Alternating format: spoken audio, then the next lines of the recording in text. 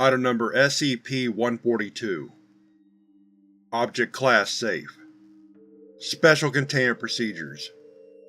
SCP-142 is to be kept locked in an accessible room with the following: 1 table with surface area no smaller than 75 cm by 75 cm, 1 stool of adjustable height, 1 wall clock, electric, to be kept visible and running at all times when SCP-142 is in use. Access to SCP-142 is permitted only with express written consent of Dr. or other Level 4 personnel. Staff assigned to SCP-142 must not have any personal or family history of compulsive gambling, nor gambling addiction. Staff assigned to SCP-142 are not to make any physical contact with the device under any circumstances. Description: SCP-142 closely resembles a 1940s Black Beauty slot machine, as produced by the Mill Corporation during that era. The only observed irregularity in the external construction of SCP-142 is found in the coin slot of the device, which has been modified to accept any item that will fit in a cylindrical space 5 cm in length and 2.45 cm in diameter. When any object of appropriate size, hereafter referred to as the bet, is dropped into the input chute of SCP-142, the device may be operated as is customary for a slot machine of this model. Should the tumblers come to rest in a losing configuration, the bet is lost and cannot be recovered.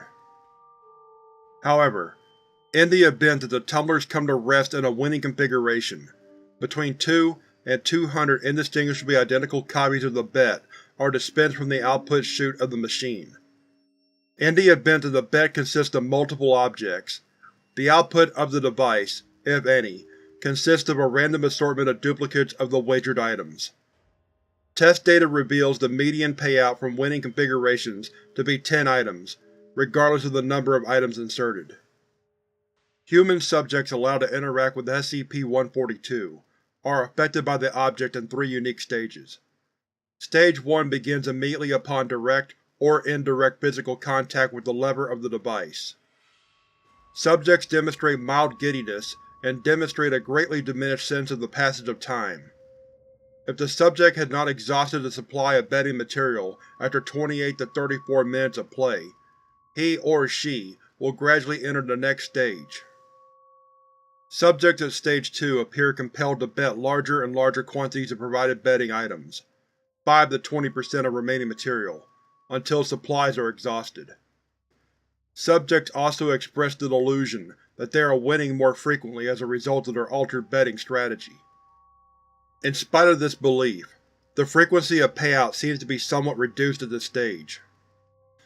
Stage 3 begins once all of the subject's betting material is lost, typically 10 to 12 minutes following the onset of Stage 2, if no additional betting material is provided to the subject by a third party.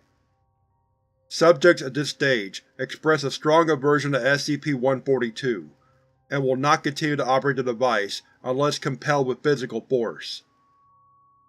Subjects also express a moderate aversion to any action which would cause an object to pass through a hole, and express a strong irrational fear that they will waste or lose something should they engage in the offending activities.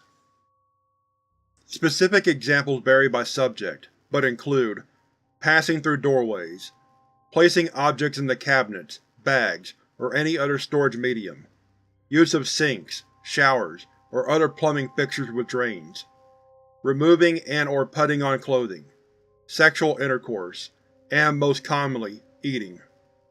Roughly 62% of subjects that reach Stage 3 will expire due to starvation or malnutrition unless actively compelled to eat or provided nutrients through other means. Any subject restrained or otherwise removed from interaction with SCP-142 during Stage 1 will recover in full within 1 hour. However, Stage 2 subjects separated from the device will enter Stage 3, and the effects of Stage 3 have proven permanent in all cases.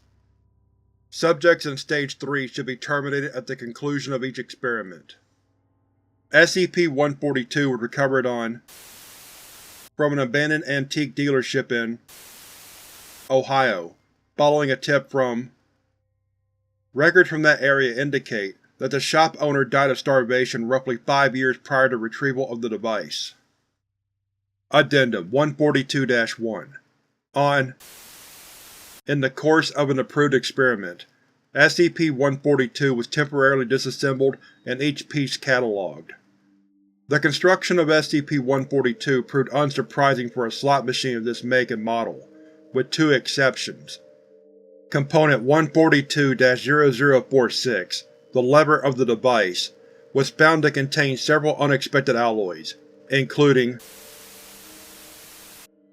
Contact with the lever has no effect when it is not connected to the rest of the apparatus. Additionally, as mentioned previously, the coin slot of the device is extensively modified to accept objects larger than coins. The most notable element of this custom chute is Component 142-0524, a small chamber composed of thin pewter plates. 142-0524 appears to serve as both the holding mechanism for betting material and the dispenser for payouts. The means of interaction between this component and the rest of SCP-142 is unclear. However, due to the highly fragile construction of Component 142-0524 and its presumed relationship to the device's duplication properties, further examination is prohibited without O5 consent. Addendum 142-2 With the permission of O5, personnel may now submit appropriate materials to be used with SCP-142 for potential multiplication. Requests should be submitted in writing to Dr.